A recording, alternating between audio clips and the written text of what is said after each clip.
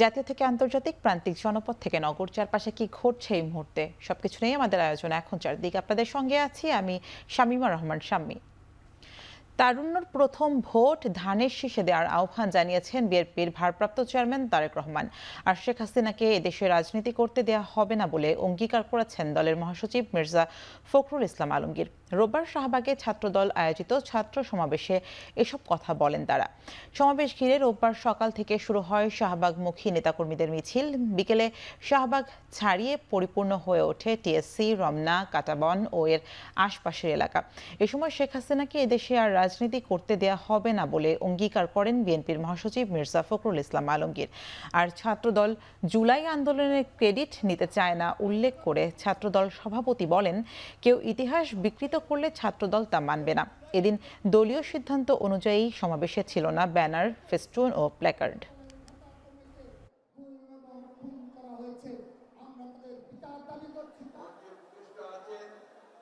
জনাব তারেক রহমান সর্বপ্রথম এক দফা দাবি ঘোষণা করেছিল। তিনি বলেছিলেন, এই কোটা সংস্কার আন্দোলনের মাধ্যমে রাষ্ট্রের সংস্কার হবে না। আমরা ক্রেডিট দিতে চাই না, কিন্তু যদি ইতিহাসকে বিকৃত করা হয় ছাত্রদল মেনে নেবে না।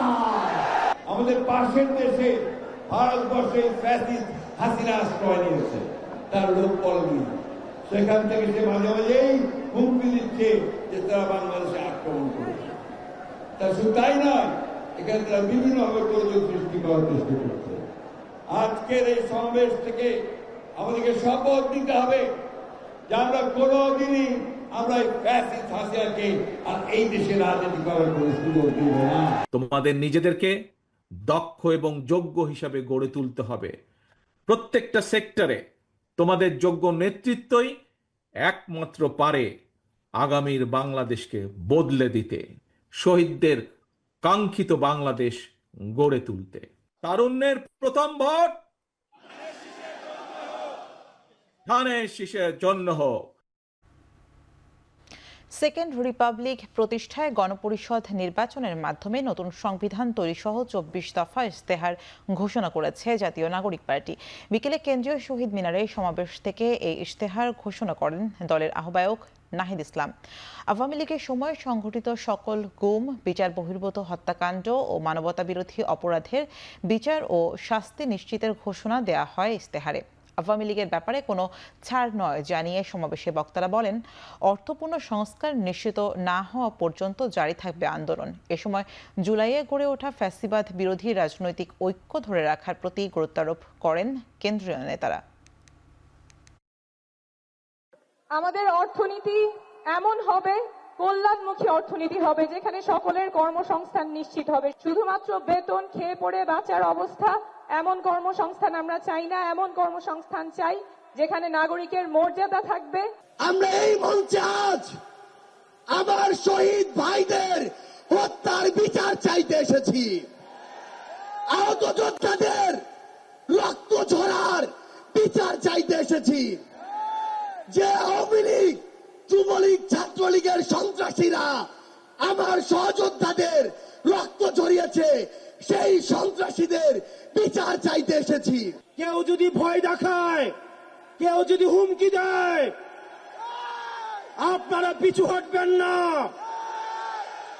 আমরা জানি এলাকায় এলাকায় আপনাদেরকে বাধা দেওয়া হচ্ছে, এনসিপির কর্মীদেরকে বাধা দেওয়া হচ্ছে।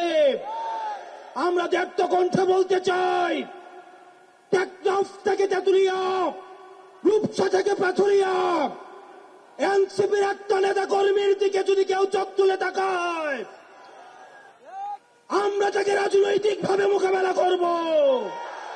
আমাদের সেকেন্ড রিপাবলিকের 24 দফা ইশতেহার ঘোষণা করছি। আমাদের প্রথম দফাটি হলো নতুন সংবিধান ও সেকেন্ড রিপাবলিক, উপনিবেশ বিরোধী লড়াই, স্বাধীনতা সংগ্রাম ও জুলাই গণ অভ্যুত্থানের জনগণের সাম্য, মানবিক মর্যাদা ও সামাজিক সুবিচারের আকাঙ্ক্ষার ভিত্তিতে আমরা বহু ভাষা, সংস্কৃতি ও জাতির নতুন বাংলাদেশ তৈরি করব। আমরা এমন একটা ইনসাফের রাষ্ট্র গড়ে তুলতে চাই যেখানে রাষ্ট্রীয় প্রতিষ্ঠানগুলো হবে জাতি, ধর্ম, বর্ণ নির্বিশেষে নিরপেক্ষ, নৈর্ভিত্তিক, মানবিক ও গণমুখী। জনসেবাই হবে তাদের মূল মন্ত্র। একই সঙ্গে রাষ্ট্রের সকল সাংবিধানিক ও বিধিবদ্ধ জবাবদিহিতা নিশ্চিতকারী প্রতিষ্ঠানের ক্ষমতা বৃদ্ধি করা হবে, যেন এই প্রতিষ্ঠানগুলো স্বাধীনভাবে কাজ করে নির্বাহী বিভাগের কর্তৃত্ব পরায়ণ হওয়ার প্রবণতা প্রতিহত করতে পারে। নির্বাচন কমিশন মেরুদণ্ডহীন ভূমিকায় রয়েছে বলে অভিযোগ করলেন এনসিপির মুখ্য সমন্বয়ক নাসির উদ্দিন পাটোয়ারি। সকালে ইসি সচিবালয়ে রাজনৈতিক দল হিসেবে নিবন্ধন পেতে প্রয়োজনীয় কাগজপত্র জমা দিয়ে সাংবাদিকদের তিনি একথা বলেন। ইসিকে সংশোধন হতে এনসিপি সুযোগ দিচ্ছে বলেও জানান তিনি। আরও বলেন, এনসিপি গণতান্ত্রিক প্রক্রিয়ায় সবকিছু সম্পন্ন করেছে। আশা করছি কমিশন নিবন্ধন আবেদনের পরবর্তী ধাপে এগোবে। দলের নিবন্ধন আবেদন সংক্রান্ত প্রয়োজনীয় নথিপত্র জমা দিয়েছে এনসিপি।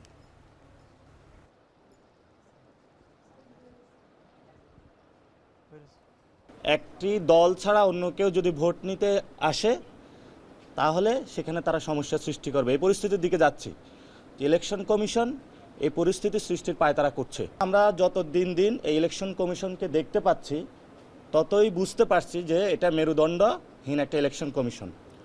3 নম্বর জিনিস, একটা ইলেকশন কমিশন যে গণতান্ত্রিক প্রক্রিয়া বাংলাদেশকে নিয়ে যাওয়ার জন্য প্রতিষ্ঠান, কিন্তু আমরা এটাকে যতটুকু এখন পর্যবেক্ষণ করছি আরও ডে বাই ডে, সেটাতে আমরা দেখতে পাচ্ছি এটার অধিকাংশ অঙ্গ জুড়ে হলো সামরিক উর্দি পরা পোশাকে। সংস্কারে বাধা দিয়ে একটি গোষ্ঠী জুলাই শহীদদের সঙ্গে বিশ্বাসঘাতকতা এবং নির্বাচন বানচালের চেষ্টা করছে বলে মন্তব্য করেছেন বাংলাদেশ জামায়াত ইসলামীর নায়েবে আমির ডক্টর সৈয়দ আব্দুল্লাহ মোহাম্মদ তাহের। বিকেলে সোহরাওয়ার্দী উদ্যানে বাংলাদেশ ইসলামী ছাত্র শিবির ঘোষিত ছাত্র জনতার অভ্যুত্থান 2024 শীর্ষক স্মৃতি লিখন প্রতিযোগিতার পুরস্কার প্রদান অনুষ্ঠানে একথা বলেন তিনি। ডক্টর তাহের আরও বলেন, এই বিপ্লবের অন্যতম কেন্দ্র ছিল ইসলামী ছাত্র শিবির, অথচ সরকার তাদের যথাযথ মূল্যায়ন করেনি। আমরা খুনি দোষীদের দৃশ্যমান বিচারের কথা বলেছিলাম এবং এই দুটো স্পষ্টভাবে অর্জনের পর নির্বাচনের কথা বলেছিলাম, কিন্তু যেন তেন নির্বাচন চাই না। যারা সংস্কারে বাধা দিচ্ছে,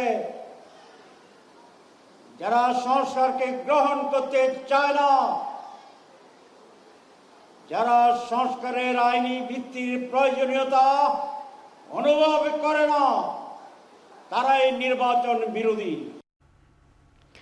আওয়ামী লীগ যেভাবে মুক্তিযুদ্ধকে 54 বছর নিজেদের কুক্ষিগত করে রেখেছিল, তেমনই কিছু নবীন দল 24-এর গণ অভ্যুত্থানকে তাদের নিজেদের পৈতৃক সম্পত্তি মনে করছে, যাদের সহায়তা করছে অন্তর্বর্তী সরকার। এমন মন্তব্য করেছেন গণ অধিকার পরিষদের সাধারণ সম্পাদক মোহাম্মদ রাশেদ খান। বলেন, এনসিপি যেদিন বলবে অন্তর্বর্তী সরকার সেই তারিখেই নির্বাচন দেবে, এমন নির্বাচনের তারিখ গণ অধিকার পরিষদ কখনোই মেনে নেবে না। 4টি দলকে ডেকে আপনি বলবেন যে এই দলগুলো এ ক্যাটাগরির, আর পরে যেগুলোকে ডাকবেন বলবেন যে বি ক্যাটাগরির। অর্থাৎ এই যে বৈষম্য, সেইটা বাংলাদেশে নতুন করে সৃষ্টি করেছে ডক্টর মোহাম্মদ ইউনূসের সরকার। 5 আগস্ট বিকেল 5টায় জুলাই ঘোষণাপত্র পাঠ করবেন প্রধান উপদেষ্টা ডক্টর মোহাম্মদ ইউনূস। গণ অভ্যুত্থানের সকল পক্ষের উপস্থিতিতে রাজধানীর মানিক মিয়া এভিনিউয়ে জুলাই ঘোষণাপত্র জাতির সামনে পাঠ করবেন তিনি। প্রধান উপদেষ্টার ভেরিফাইড ফেসবুক পেজে এক পোস্টে বলা হয়, 36 জুলাই গত বছর এই দিনে পৃথিবী দেখেছিল এক গণ অভ্যুত্থান। 1 বছর পর আবার ফিরে এসেছে 36 জুলাই। এই দিনে ঘোষিত হতে যাচ্ছে জুলাই ঘোষণাপত্র। 5 আগস্ট বেলা 11টায় সংসদ ভবনের দক্ষিণ প্লাজায় অনুষ্ঠিত শুরু হবে কলরব ও সাইমন শিল্পগোষ্ঠীর গান দিয়ে। অনুষ্ঠানের সমাবেশে আয়োজক হিসেবে রাত 8টায় পরিবেশন হবে আর্টসেলের গান। বিএনপি সহ গুরুত্বপূর্ণ রাজনৈতিক দলগুলোর মতামত নিয়ে জুলাই ঘোষণাপত্র চূড়ান্ত করেছে অন্তর্বর্তী সরকার। এই ঘোষণাপত্রে রাষ্ট্রীয় ও সাংবিধানিক স্বীকৃতির বিষয়ে গুরুত্বপূর্ণ দলগুলো সম্মত হয়েছে।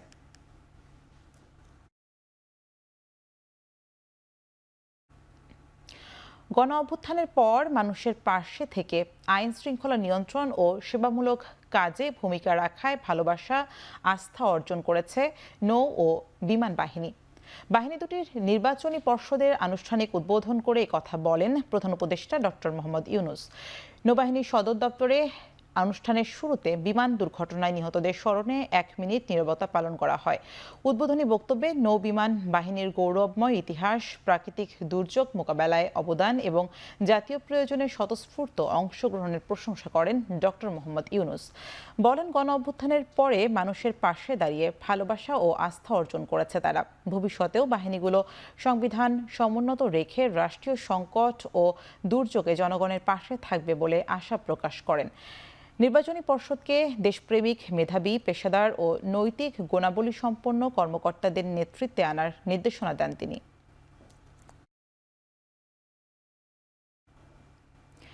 জাতীয় সংসদ ভবনে অবস্থিত কমিশন কার্যালয়ের সম্মেলন কক্ষে জাতীয় ঐক্যমত্য কমিশনের সদস্যদের সভা অনুষ্ঠিত হয়েছে। কমিশনের সহসভাপতি অধ্যাপক আলী রিয়াজ সভায় সভাপতিত্ব করেন। সভায় রাজনৈতিক দলগুলোর সঙ্গে প্রথম ও দ্বিতীয় পর্যায়ের আলোচনায় যেসব বিষয়ে ঐক্যমত্য হয়েছে তা পর্যালোচনা করা হয়। সভার সিদ্ধান্তে নেওয়া হয় ঐক্যমত্য হওয়া প্রস্তাব বা সুপারিশ সমূহের বিষয়ে কমিশন পর্যায়ক্রমে বিশেষজ্ঞগণের সঙ্গে এবং একই ধারাবাহিকতায় রাজনৈতিক দল ও জোটগুলোর সঙ্গে কথা বলবে।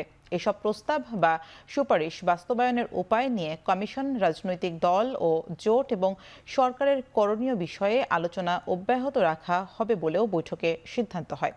ইতিমধ্যে কমিশন থেকে পাঠানো জুলাই জাতীয় সনদ 2025-এর প্রাথমিক খসড়ার উপর বেশিরভাগ রাজনৈতিক দল ও জোটসমূহ মতামত দিয়েছে। তবে যেসব দল এখনও সাড়া দেয়নি তাদেরকে দ্রুত মতামত জানাতে তাগিদ দেওয়ার সিদ্ধান্ত নেওয়া হয়েছে। সাংবাদিকদের সুরক্ষা আইন বাস্তবায়ন ও বেতন ভাতা নিশ্চিতে কাজ করা হবে।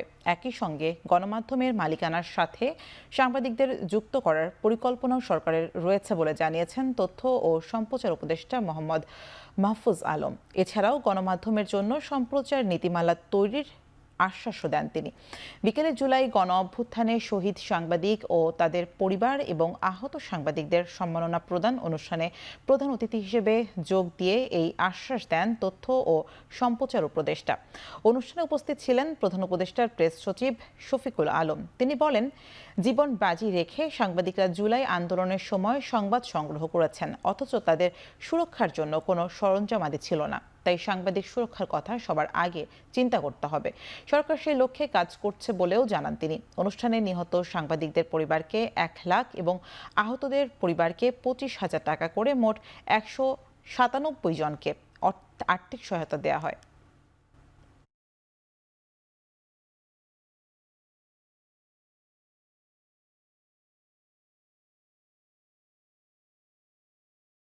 প্লিজ আপনার মফস্বলে যে সাংবাদিকটা আছে দেখেন সে আসলে কত টাকা পায়, তার একটা সেফটি ইকুইপমেন্ট আছে কিনা, তার একটা ভেস্ট আছে কিনা, তার একটা হেলমেট আছে কিনা, তার একটা গগলস আছে কিনা, তার টিয়ার গ্যাস থেকে নিজেকে প্রোটেকশন দেওয়ার কোনো কিছু আছে কিনা একটু দেখেন। সাংবাদিকদের যে বেতন দেওয়া হয় না এবং এই সময়টা আসলে এটার নিয়ে আসলে কি ব্যবস্থা নেওয়া যায়, এই জায়গাগুলোতে আমরা কাজ করব।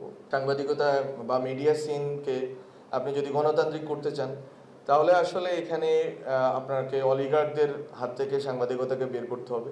তো একটা প্রস্তাবনা আমাদের সংস্কার কমিশন করেছে যে সাংবাদিকদেরকে মালিকানার ভাগ দেওয়া। বিচার ব্যবস্থায় এক ঐতিহাসিক দিন দেখল দেশের মানুষ। জুলাই আগস্টে মানবতা বিরোধী অপরাধের মামলায় ক্ষমতাচ্যুত সাবেক প্রধানমন্ত্রী শেখ হাসিনার বিরুদ্ধে সাক্ষ্য গ্রহণের মাধ্যমে শুরু হলো বিচার। সকালে সূচনা বক্তব্যে অ্যাটর্নি জেনারেল ও চিফ প্রসিকিউটর বলেন, নির্মম নিষ্ঠুরতায় নয়, শেখ হাসিনার বিচার হবে আইনি প্রক্রিয়ায়। আসামিরা পলাতক থাকলেও বিচার প্রক্রিয়া বাধাগ্রস্ত হবে না। আইনি প্রক্রিয়ায় জুলাই আগস্টের হত্যাকাণ্ড সহ দীর্ঘ 15 বছরের গুম খুনের বিচার ট্রাইব্যুনালে শেষ করবে বলেও আশা প্রকাশ করেন তিনি। আসামিদের ফেরত পাঠাতে বিদেশি রাষ্ট্রের নির্লিপ্ততা ন্যায় বিচার নিশ্চিতে বাধা হবে না বলেও জানান চিফ প্রসিকিউটর। এর আগে গণহত্যার একমাত্র রাজসাক্ষী সাবেক পুলিশ প্রধান চৌধুরী আবদুল্লাহ আল মামুনকে হাজির করা হয়। প্রথম দিন সাক্ষ্য দেন অভ্যুত্থানের আহত 2 জন। মামলার মোট সাক্ষী 58 জন।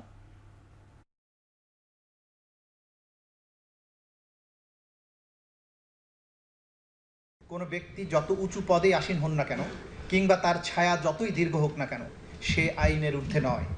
আজ আমরা এই ট্রাইব্যুনালের কাছে নিবেদন করছি যেন দোষীদের সঠিক জবাবদিহিতা নিশ্চিত করা হয় এবং বিচার ব্যবস্থার প্রতি জনগণের আস্থা পুনরুদ্ধার করা হয় এবং গোটা বিশ্বকে এই বার্তা দেওয়া হয় যে অপরাধীরা যত বড়ই হোক তার জন্য বিন্দুমাত্র ছাড় থাকবে না। আসামির অনুপস্থিতিতে বিচার মানেই ন্যায় বিচার বঞ্চিত হওয়া নয়।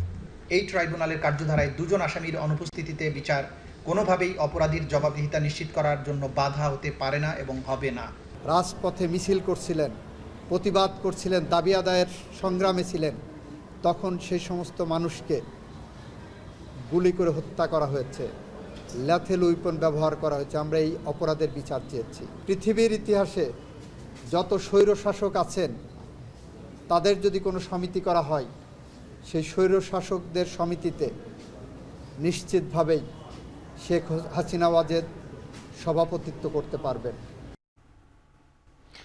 অর্থ আত্মসাতের অভিযোগে গাজীপুর সিটির সাবেক মেয়র জাহাঙ্গীর আলম এবং অবৈধ সম্পদ অর্জনের অভিযোগে সাবেক মন্ত্রী বীর বাহাদুর ও শৈ সিং এর বিরুদ্ধে মামলার অনুমোদন দিয়েছে দুদক। দুপুরে রাজধানীর সেগুনবাগিচায় দুদকের প্রধান কার্যালয়ে সংবাদ সম্মেলনে এই তথ্য জানান মহাপরিচালক। তিনি বলেন, গাজীপুর সিটি কর্পোরেশনের সাবেক মেয়র জাহাঙ্গীর আলম ও প্রধান হিসাবরক্ষক কর্মকর্তা গোলাম কিবরিয়া ভুয়া টেন্ডার ও বিল দুর্নীতির মাধ্যমে ৭,৫০০ কোটি টাকা বিদেশে পাচার করেছে বলে অভিযোগ রয়েছে।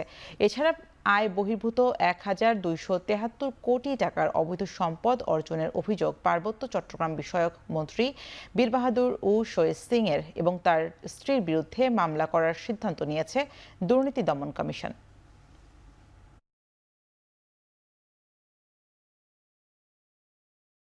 মোহাম্মদ জাহাঙ্গীর আলম সাবেক মেয়র ও জনাব গোলাম কিবরিয়া প্রধান হিসাবরক্ষণ কর্মকর্তা গাজীপুর সিটি কর্পোরেশন গাজীপুর কর্তৃক পরস্পর যোগসাজশে ভুয়া টেন্ডার ও বিল প্রস্তুতপূর্বক নিজস্ব ঠিকাদারি প্রতিষ্ঠানকে কাজ দিয়ে সরকারি উন্নয়ন তহবিল ও সিটি কর্পোরেশনের রাজস্ব তহবিল থেকে নানাবিধ অনিয়ম ও দুর্নীতির মাধ্যমে ৭,৫০০ কোটি টাকা আত্মসাৎপূর্বক বিদেশে পাচারের অভিযোগ অনুসন্ধানকালে প্রমাণিত হয়েছে। এই কারণে তাদের দুজনের বিরুদ্ধেই একটি মামলা রুজুর সিদ্ধান্ত গৃহীত হয়েছে। সম্প্রতি বসুন্ধরার একটি কনভেনশন হলে সারা দেশ থেকে আসা আওয়ামী লীগের নেতাকর্মীদের প্রশিক্ষণ দেওয়ার ঘটনায় এ পর্যন্ত ২৬ জনকে গ্রেপ্তার করেছে পুলিশ। এই কনভেনশন হলে কোনো রাষ্ট্রবিরোধী ষড়যন্ত্র হয়েছে কিনা তাও খতিয়ে দেখবে পুলিশ। দুপুরে ডিএমপি মিডিয়া সেন্টারে ব্রিফিংয়ে তথ্য জানান ডিএমপির মিডিয়া বিভাগের ডিসি তালেবুর রহমান। সারা দেশ থেকে নাশকতার পরিকল্পনার অভিযোগে আওয়ামী লীগ ও এর অঙ্গ সংগঠনের আরও ২৪ নেতাকর্মীকে গ্রেফতার করা হয়েছে বলেও জানান তিনি। মামলায় জড়িত অন্যান্য যারা আছে তাদেরকেও গ্রেফতারে আমাদের প্রচেষ্টা অব্যাহত রয়েছে। কারা কি উদ্দেশ্যে এই প্রশিক্ষণ কর্মসূচি আয়োজন করেছিল, এখানে রাষ্ট্রবিরোধী কোনো ষড়যন্ত্র ছিল কিনা, এই ব্যাপারগুলো আমরা খুব গুরুত্ব দিয়ে খতিয়ে দেখছি। ফ্লাইট এক্সপার্ট কেলেঙ্কারির ঘটনায় এমডি সহ ৫ জনের বিরুদ্ধে মামলা ও ৩ জনকে গ্রেপ্তার করেছে মতিঝিল থানা পুলিশ। দেশের অন্যতম online travel agency flight expert এখন আলোচনার কেন্দ্রবিন্দুতে। প্রতিষ্ঠানটির ব্যবস্থাপনা পরিচালক সহ ৫ জনের বিরুদ্ধে প্রতারণা ও অর্থ আত্মসাতের অভিযোগে মামলা করেন বিপুল নামে এক ভুক্তভোগী। এর মধ্যে গ্রেফতার হয়েছেন প্রতিষ্ঠানটির ৩ কর্মকর্তা সাকিব হোসেন, সাইদ আহমেদ এবং AKM সাদাত হোসেন। বাকি 2 জনকে ধরতে চলছে অভিযান। মামলার সূত্র জানায়, গেল শনিবার হঠাৎ করেই ফ্লাইট এক্সপার্টের ওয়েবসাইট বন্ধ হয়ে যায়। এ সময় গ্রাহক ও টিকিট বিক্রেতা এজেন্সিগুলোর মধ্যে তৈরি হয় চরম বিভ্রান্তি। প্রতিষ্ঠানের একাধিক কর্মকর্তার দাবি, মালিকপক্ষ দেশ ত্যাগ করেছে আর রেখে গেছে কোটি কোটি টাকার পাওনা।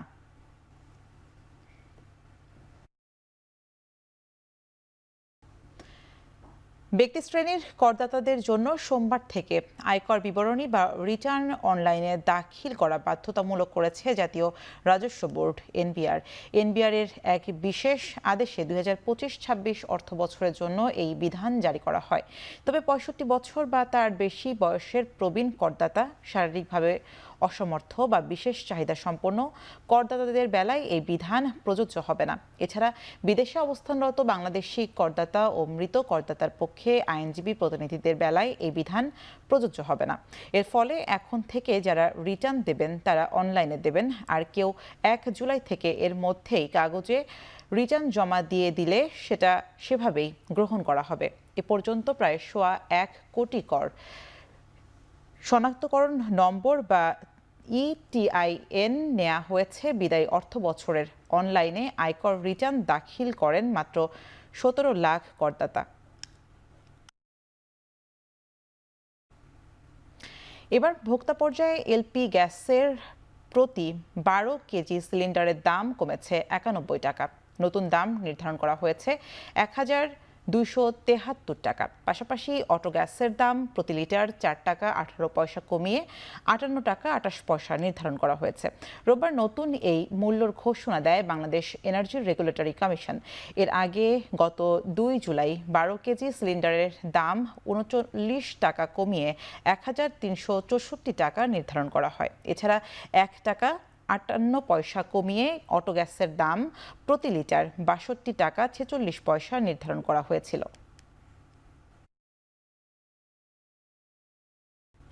বিশ্ববিদ্যালয়ের শিক্ষার্থী ও বাস শ্রমিকদের দ্বন্দ্বে সুনামগঞ্জ থেকে অনির্দিষ্টকালের জন্য দূরপাল্লার বাস চলাচল বন্ধ ঘোষণা করেছে পরিবহন মালিক শ্রমিকরা। রোববার সকালে সুনামগঞ্জ বিজ্ঞান ও প্রযুক্তি বিশ্ববিদ্যালয়ের শিক্ষার্থীদের সাথে বাস ভাড়া নিয়ে কথা কাটাকাটি হয় হেলপারের।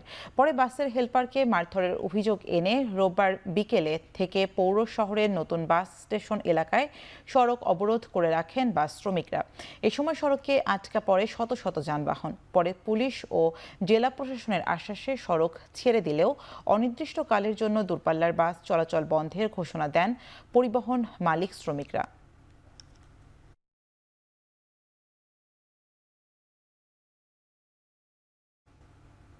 ব্রাহ্মণবাড়িয়ার বিজয়নগরে 2টি মোটরসাইকেল ও একটি সিএনজি চালিত অটোরিকশার ত্রিমুখী সংঘর্ষে 4 জন নিহত হয়েছে।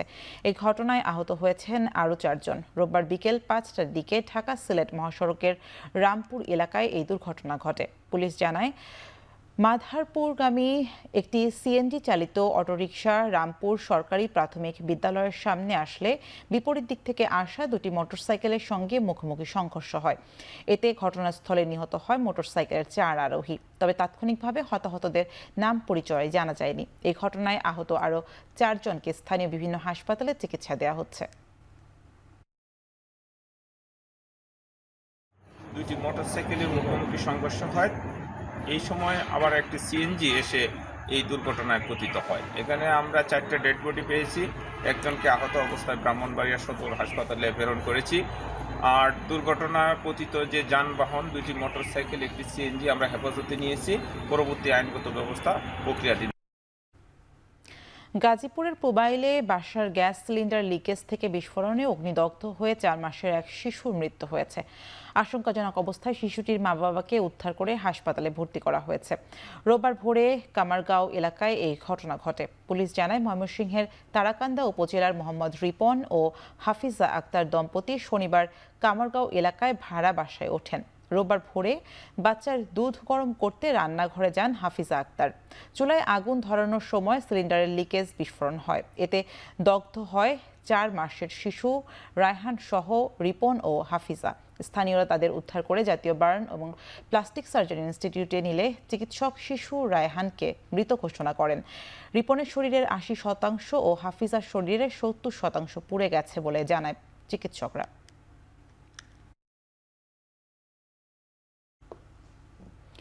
কুষ্টিয়ার ভেড়ামারায় স্বামীকে বেঁধে মারধর ও স্ত্রীকে সংঘবদ্ধ ধর্ষণের অভিযোগ উঠেছে। এই ঘটনায় এরই মধ্যে অভিযান চালিয়ে 6 জনকে আটক করেছে পুলিশ। শনিবার রাত 10:30টায় উপজেলার মসলিমপুর এলাকায় কুষ্টিয়া ঈশ্বরদী মহাসড়কের পাশে এই ঘটনা ঘটে। পুলিশ জানায়, রাতে বাড়ি ফেরার পথে মসলিমপুর এলাকায় একটি মাঠে নিয়ে গিয়ে কয়েকজন দুর্বৃত্ত প্রথমে ভুক্তভোগীর স্বামীকে বেঁধে মারধর করে এবং পরে স্ত্রীকে সংঘবদ্ধ ধর্ষণ করে পালিয়ে যায়। খবর পেয়ে পুলিশ ঘটনাস্থল থেকে ভুক্তভোগীকে উদ্ধার করে হেফাজতে নেয় এবং তাৎক্ষণিক অভিযান চালিয়ে 6 জনকে আটক করে।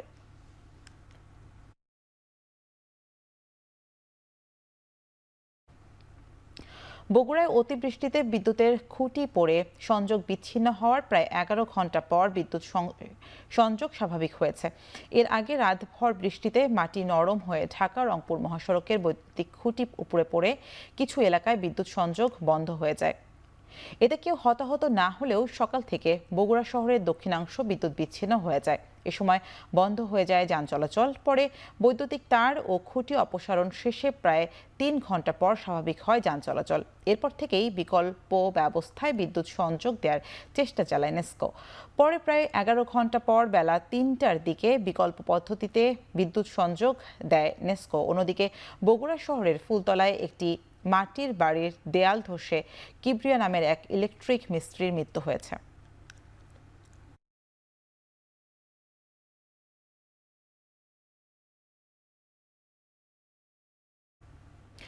বকেয়া বেতন পরিশোধ ও বন্ধ কারখানা খুলে দেওয়ার দাবিতে গাজীপুরের টঙ্গীতে মানববন্ধন ও অবস্থান কর্মসূচি পালন করেছে BHIS অ্যাপারেলস লিমিটেড কারখানার শ্রমিকরা। রোববার সকালে হোসেন মার্কেট এলাকায় এই কর্মসূচি পালন করা হয়। এ সময় শ্রমিকরা জানায় 3 মাসের বেতন পরিশোধ না করেই কারখানাটি বন্ধ করে দিয়েছে মালিকপক্ষ, যাতে বেকার হয়ে পড়েছেন শত শত শ্রমিক। এতে মানবিক বিপর্যয় নেমে এসেছে শ্রমিক পরিবারগুলোর মাঝে।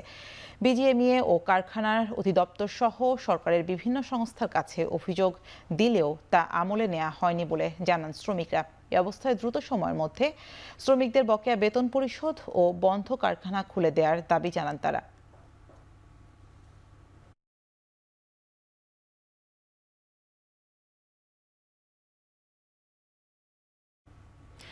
সিরাজগঞ্জে রবীন্দ্র বিশ্ববিদ্যালয়ের স্থায়ী ক্যাম্পাস নির্মাণের দাবিতে ঢাকা পাবনা মহাসড়ক অবরোধ করে অবস্থান কর্মসূচি পালন করেছে বিশ্ববিদ্যালয় সহ বিভিন্ন শিক্ষা প্রতিষ্ঠানের শিক্ষার্থী, শিক্ষক ও স্থানীয়রা। রোববার সকাল 10টা থেকে ঢাকা পাবনা মহাসড়কে শাহজাদপুর উপজেলার বিসিক থেকে দিলরুবা বাসস্ট্যান্ড পর্যন্ত অবরোধ কর্মসূচি পালন করা হয়। এ সময় তারা জানান, দীর্ঘ 9 বছরেও স্থায়ী ক্যাম্পাস পায়নি বিশ্ববিদ্যালয়টি। ভাড়া ভবনে একাডেমিক ও প্রশাসনিক কর্মকাণ্ড চললেও নেই কোনো আবাসিক হল ও খেলার মাঠ। এছাড়া শিক্ষা মন্ত্রণালয় থেকে 519 কোটি টাকার প্রকল্পের অনুমোদন দেওয়া হলেও একনেকে ডিপিপি অনুমোদন না হয় ক্ষোভ প্রকাশ করেন তারা।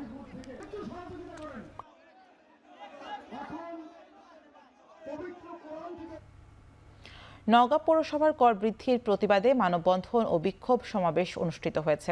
রোববার বেলা 11টার দিকে ঘণ্টাব্যাপী কর্মসূচিতে অংশগ্রহণ করেন নাগরিক অধিকার সংগঠনের সদস্য ও স্থানীয়রা। এ সময় মানববন্ধনে অংশগ্রহণকারীরা অভিযোগ করেন, 1998 সালে নওগাঁ পৌরসভাকে প্রথম শ্রেণী হিসেবে ঘোষণা করা হলেও এখানকার বাসিন্দারা নাগরিক সেবা থেকে বঞ্চিত। এমনকি ড্রেনেজ ব্যবস্থা না থাকায় সামান্য বৃষ্টিতে সৃষ্টি হয় জলাবদ্ধতা। সংস্কারের অভাবে সড়কে তৈরি হয়েছে বেহাল দশা। এই অবস্থায় সেবা থেকে বঞ্চিত হওয়ার পর উল্টো পৌরবাসীর ওপর চাপানো হচ্ছে বাড়তি কর। তাই বর্ধিত কর প্রত্যাহার করে আগের নিয়মে কর আদায়ের দাবি জানান অংশগ্রহণকারীরা। চলে গেলেন পরমাণু বিজ্ঞানী ও উন্মুক্ত বিশ্ববিদ্যালয়ের প্রতিষ্ঠাতা উপাচার্য অধ্যাপক এম শমশের আলী। শনিবার রাত 2টার দিকে ঢাকার একটি হাসপাতালে চিকিৎসাধীন অবস্থায় মারা যান তিনি। তার মৃত্যুতে শিক্ষাঙ্গনে নেমে এসেছে শোকের ছায়া। 1937 সালে কুষ্টিয়ার ভেড়ামারায় জন্মগ্রহণ করেন এই শিক্ষাবিদ। যশোর, রাজশাহী ও ঢাকা বিশ্ববিদ্যালয়ের পদার্থবিজ্ঞান ও ম্যানচেস্টার বিশ্ববিদ্যালয় থেকে পিএইচডি লাভের পর 1961 সালে পাকিস্তান আণবিক শক্তি কমিশনে যোগদানের মাধ্যমে কর্মজীবন শুরু করেন শমশের আলী। 1992 থেকে 1996 সাল পর্যন্ত বাংলাদেশের উন্মুক্ত বিশ্ববিদ্যালয়ের প্রতিষ্ঠাতা উপাচার্য হিসেবে দায়িত্ব পালন করেন তিনি। নিউক্লিয়ার ফিজিক্সে অবদানের জন্য ঢাকা বিশ্ববিদ্যালয়ের হরিপ্রসন্ন রায় স্বর্ণপদক, বাংলাদেশ বিজ্ঞান একাডেমি স্বর্ণপদক সহ একাধিক জাতীয় ও আন্তর্জাতিক নানান পুরস্কার ও সম্মাননা পেয়েছেন গুণী এই শিক্ষাবিদ।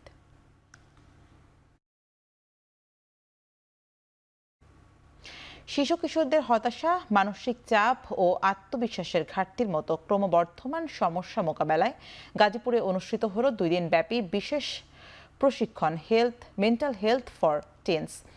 রাজেন্দ্রপুর সেনানিবাসের ইকবাল সিদ্দিকী স্কুল অ্যান্ড কলেজে যৌথভাবে এই আয়োজন করেন লাল সবুজ সোসাইটি ও ফাউন্ডেশন ফর উইমেন পসিবিলিটিস, যেখানে অংশ নেয় শিক্ষক, অভিভাবক আর কিশোর কিশোরীরা।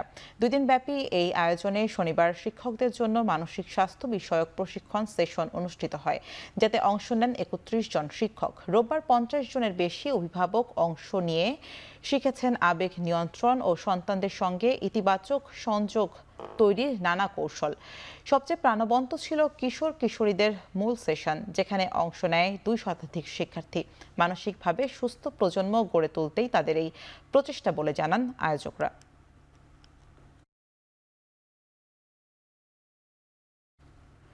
জুলাই গণঅভ্যুত্থানে প্রবাসীদের ভূমিকা স্মরণ করে রেমিটেন্স যোদ্ধা দিবস পালন করেছে সংযুক্ত আরব আমিরাতের দুবাই বাংলাদেশ কনসুলেট। শনিবার রাতে অনুষ্ঠানে সভাপতিত্ব করেন কনসাল জেনারেল মোহাম্মদ রাশিদুজ্জামান। শ্রম কাউন্সিলের আব্দুস সালামের পরিচালনায় এ সময় কমিউনিটি নেতা, সাংবাদিক ও প্রবাসীরা বক্তব্য রাখেন।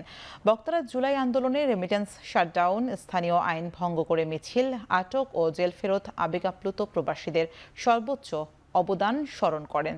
এ সময় জুলাই বিপ্লবের ওপর প্রামাণ্যচিত্র, স্থিরচিত্র, গ্রাফিতি ও বাংলাদেশ বিপ্লবকালীন ছাত্র জনতার ডাকে আত্মোৎসর্গকারী প্রবাসীদের তালিকা প্রদর্শন করা হয়। অন্তর্বর্তী সরকারের যে মাননীয় প্রধান উপদেষ্টা ডক্টর ইউনূস স্যার, উনি সম্ভবত ওনার যে ঐকান্তিক একটা প্রচেষ্টা ছিল যে এই দেশের মহামান্য রাষ্ট্রপতির সাথে সরাসরি টেলিফোনে কথা বলে আসলে এই যে আমাদের যে জুলাইয়ে যারা এই দেশে বিশেষ করে আটক হয়েছিল তাদেরকে যে মুক্তি, আমার মনে হয় আমি এটা নিশ্চিত করেই বলতে পারি ওনার যে এই ঐকান্তিক প্রচেষ্টাটা না থাকলে হয়তো এত দ্রুত এই যে 188 জন সেই সময় যারা আটক হয়েছিল তারা ফেরত যেতে পারতো কিনা আমি যথেষ্ট সন্দিহান। অনাহারে মৃত্যু বাড়তে থাকার মধ্যে গাজা উপত্যকায় ইসরায়েলি সেনাদের হামলায় ভোর থেকে প্রাণ গেল আরও অন্তত 69 জনের। এদের মধ্যে 37 জনই নিহত হয়েছেন ত্রাণ নিতে গিয়ে। রোববার নতুন করে আরও 6 জন অভুক্ত ফিলিস্তিনির মৃত্যুতে না খেয়ে মৃত্যুর সংখ্যা বেড়ে দাঁড়িয়েছে 175 জনে, যাদের মধ্যে 93 জনই শিশু। অপুষ্টিতে ভুগে হাসপাতালে চিকিৎসাধীন 6000-এর বেশি শিশু। এমন পরিস্থিতিতে গাজায় আকাশপথে প্রথম ত্রাণ ফেলেছে বেলজিয়ামের সেনাবাহিনী। এদিকে অবরুদ্ধ পূর্ব জেরুজালেমে প্রার্থনার অজুহাতে জোরপূর্বক আল আকসা মসজিদে প্রবেশ করেন ইসরায়েলের কট্টর ডানপন্থী জাতীয় নিরাপত্তা মন্ত্রী ইতামার বেনভির, যার সাথে ছিলেন প্রায় 3000 কট্টর ইহুদিবাদী। মুসলিমদের সাথে কয়েক দশকের স্থির অবস্থার চুক্তি ভেঙে আল আকসায় ইহুদিদের প্রার্থনার ঘটনায় নিন্দা জানিয়েছে ফিলিস্তিনিরা এবং জর্ডান। ইসরায়েলের 2.25 বছরের আগ্রাসনে গাজায় নিহতের সংখ্যা বেড়ে 61,000 ছুঁই। চলতি বছরের জুলাই মাসে 6129টি ড্রোন দিয়ে ইউক্রেনে হামলা চালিয়েছে রাশিয়া, যা 2022 সালের কিয়েভে পূর্ণ মাত্রায় অভিযান শুরুর পর থেকে অন্য যে কোনো মাসের তুলনায় সর্বোচ্চ। ইউক্রেনীয় বিমান বাহিনীর দেয়া তথ্যের বরাতে এমন খবর প্রকাশ করেছে আন্তর্জাতিক সংবাদ মাধ্যম, যেখানে বলা হয় গত বছরের জুলাইয়ে 423টি ড্রোন হামলা চালিয়েছিল রাশিয়া। সেই তুলনায় এবারে জুলাইয়ে চালানো হয়েছে 14 গুণ বেশি। শুধু 9 জুলাই রাতে ইউক্রেনের পশ্চিমাঞ্চলে 741টি ড্রোন নিক্ষেপ করেছে রুশ সেনারা। এমনকি জুলাইয়ের শেষ দিন বৃহস্পতিবার 300টির বেশি ড্রোন এবং 8টি ক্ষেপণাস্ত্র দিয়ে কিয়েভে ভয়াবহ হামলা চালিয়েছে মস্কো। এই হামলায় অন্তত 31 জন নিহত হন, যাদের মধ্যে 5 শিশু ছিল। আহত হন আরও 159 জন। মূলত 3 বছর পেরিয়ে যুদ্ধ চতুর্থ বছরে গড়ানোর পর থেকেই হামলার মাত্রা বাড়িয়ে যাচ্ছে পুতিন বাহিনী। যুদ্ধবিরতির জন্য যুক্তরাষ্ট্রের প্রস্তাব ও হুমকি কোনো কিছুই তোয়াক্কা করছে না ক্রেমলিন।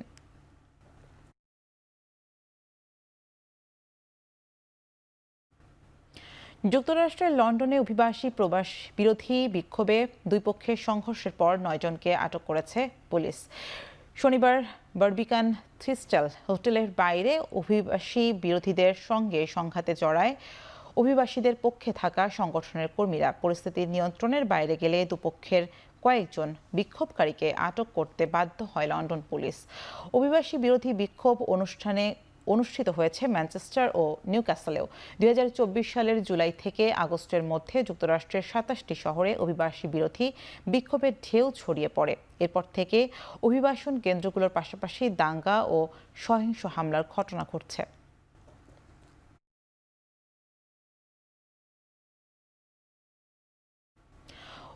শতাংশ থেকে কমিয়ে 19% আমদানি শুল্ক আরোপের সিদ্ধান্তকে স্বাগত জানিয়েছে পাকিস্তানের তৈরি পোশাক খাতের সঙ্গে জড়িতদের একাংশ।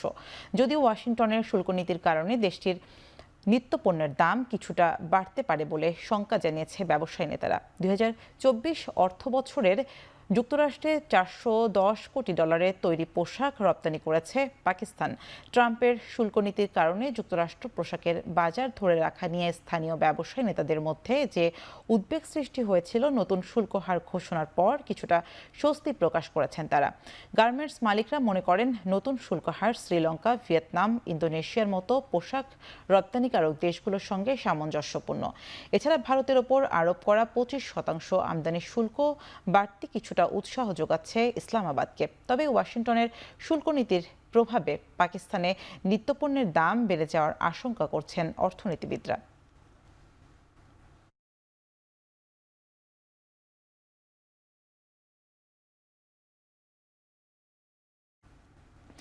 আগামী সেপ্টেম্বর থেকে দিনে প্রায় 5.5 লাখ ব্যারেল তেল উৎপাদন বাড়ানোর চুক্তি করেছে ওপেক প্লাস দেশগুলো। রাশিয়া থেকে তেল সরবরাহ ব্যাহত হওয়ার এই সিদ্ধান্ত বলে জানিয়েছে সংস্থাটি। রাশিয়া থেকে ভারত তেল রপ্তানি করায় উভয় দেশের উপর চাপ সৃষ্টি করেছে যুক্তরাষ্ট্র। মূলত ইউক্রেনে যুদ্ধ বন্ধ করতে রাশিয়াকে আলোচনার টেবিলে বসাতেই ট্রাম্পের এই সিদ্ধান্ত। ওপেক প্লাস হলো তেল উৎপাদনকারী দেশগুলোর একটি জোট, যার মধ্যে সৌদি আরব ও রাশিয়া অন্যতম সদস্য। গত কয়েক মাস ধরেই ওপেক প্লাস বিভিন্ন কারণে তেলের উৎপাদন কমিয়ে দেয়। তবে চাহিদা ও বাজারের পরিস্থিতির উপর ভিত্তি করে এবার উৎপাদন বাড়াতে সম্মত হয়েছে তারা।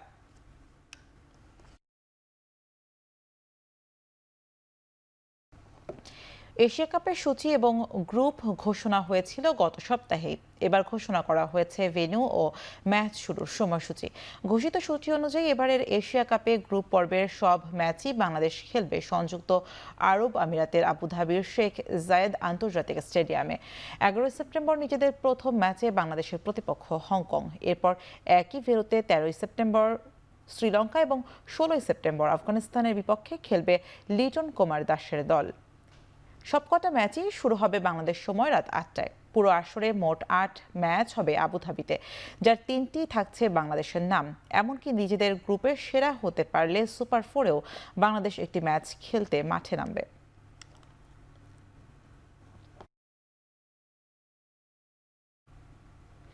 সাক্ষাৎকার দেওয়ার ক্ষেত্রে চুক্তিভুক্ত ক্রিকেটারদের বিসিবির কোড অফ কন্ডাক্টের কথা স্মরণ করিয়ে দিলেন বিসিবির সিনিয়র সহসভাপতি নাজমুল আবেদিন ফাহিম। আর নেদারল্যান্ডসের বিপক্ষে সিরিজের প্রস্তুতি শুরু 6 আগস্ট। প্লেয়ারদের কোনো রেস্ট্রিকশন আসে না, এটা সবসময় একটা থাকে, কোড অফ কন্ডাক্ট থেকে প্লেয়াররা কথা বলতে পারবে কিনা, কিভাবে কথা বলবে সে ব্যাপারে একটা কোড অফ কন্ডাক্ট আছে, সেটা প্লেয়ারদেরকে মনে করিয়ে দেয়। এটা সবসময়ের জন্যই প্রযোজ্য, এটা আগেও দেওয়া হয়েছে, এটা আবার নতুন করে শুধু প্লেয়ারদেরকে না পুরো অফিসকে মনে করিয়ে দেওয়া হয়েছে যে প্রত্যেকেরই একটা কোড অফ কন্ডাক্ট আছে, মিডিয়া কোড অফ কন্ডাক্ট আছে। শুরু হয়ে যাবে 6 তারিখেই, সবাই আসবে, ফিটনেস দিয়ে শুরু হবে, তারপর কোচরা চলে আসবে 11, 12, 13 এরকম সময়ের মধ্যে কোচরা আসলে আসা শুরু করবে। কোচরা আসলে তারপর স্কিলের কাজ শুরু হবে এখানে, তবে এখান থেকে ক্যাম্পটা চলে যাবে, আমরা আশা করছি ক্যাম্পটা চলে যাবে সিলেটে কিছুদিন প্র্যাকটিস করবে, তারপর ইনশাআল্লাহ আমরা নেদারল্যান্ডের সাথে সেখানে সিরিজটা খেলব। জাতীয় দল ও দলের পাইপলাইনে আছেন এমন ক্রিকেটারদের নিয়ে বাংলাদেশ টাইগার্সের ক্যাম্পেইন শুরু করেছে বিসিবি। আয়ারল্যান্ডের সাথে আগামী টেস্ট সিরিজের প্রস্তুতির পাশাপাশি দীর্ঘমেয়াদী পরিকল্পনা নিয়ে অনুশীলন শুরু করেছে বলে জানিয়েছে কোচ সোহেল ইসলাম। ন্যাশনাল পুলে যারা আছে, সেটা T20 হতে পারে, সেটা ওয়ানডে হতে পারে, সেটা রেড বলে হতে পারে, তো এইটা মাথায় রেখেই সারা বছর প্র্যাকটিস হবে। এটা কখনো ছোট গ্রুপে হবে, কখনো 1-to-1 হবে, কখনো একটু বড় গ্রুপে হবে। এটাই হচ্ছে টাইগার্সের মেইন গোল। তো এখন আসলে 2টা ভাগে ভাগ হয়ে টাইগার্সের প্রোগ্রাম চলছে। যারা অস্ট্রেলিয়াতে যাবে, ফার্স্টে T20 ম্যাচ আছে, তারা আসলে আপনারা জানেন চিটাগাংয়ে যে করছে। যারা বাকি এখানে আছেন তারা আসলে লাল বলের প্লেয়ার নভেম্বরে যে টেস্ট আছে, ওইটা আয়ারল্যান্ডের সাথে যে টেস্ট আছে ওটা মাথায় রেখেই করছে।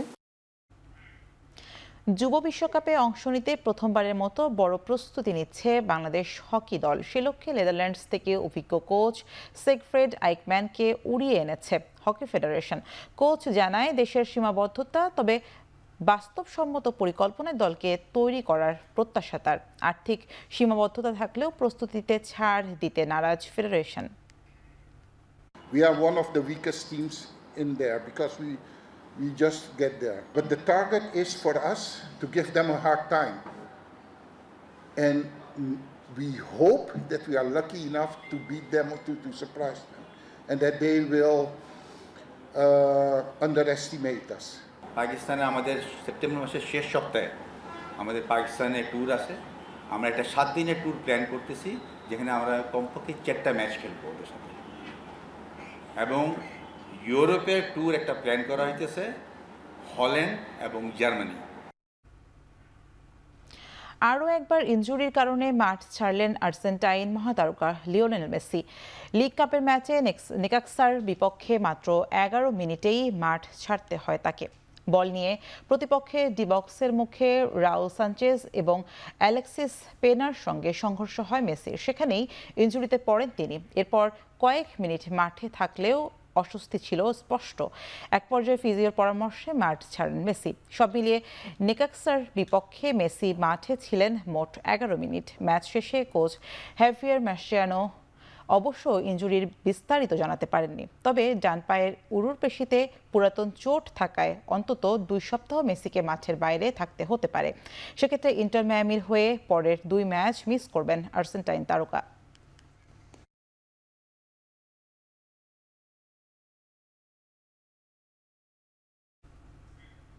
শেষ করছি এখন চারিদিকের আয়োজন। এখন টেলিভিশন ওয়েবসাইটে দেখতে ভিজিট করুন www.ekon.tv, ফেসবুকে দেখতে ভিজিট করুন facebook.com/tv.ekon এবং ইউটিউবে দেখতে ভিজিট করুন youtube.com/c/ekontv।